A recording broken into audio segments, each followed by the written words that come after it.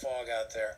It'll start to make an impact with at least a breeze, I think, late this afternoon. Maybe not the fog itself, but it'll show up tonight into tomorrow. So the coast 70s, maybe 80s again down towards Santa Cruz. SoCal will be close. Inland, Calistoga, Brentwood, Morgan Hill, 84 to 86. Just really warm for this time of year. Possible record highs. Now, there's not much of a breeze. I mean, it's only 15 miles per hour in the Oakland Hills. It's only 7 at St. Helena, 12 at Diablo, but it's northeast, and that is offshore, even at the Altamont Pass. Patterson Pass, northeast at 9, Livermore east, Del Val Road east, Sonora Ridge Trail has an east breeze as well, and even down to the South Bay Hills. I mean, it's not strong, but there it is, southeast. La Honda's east, Ben Lomond's east, Los Gatos Hills north at 7.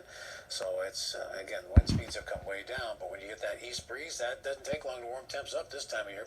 Mountain View on observation is already 62. Of course, Fairfield 63. Brentwood's already 60, and it's closed for Half Moon Bay and also SFO and Berkeley. They're already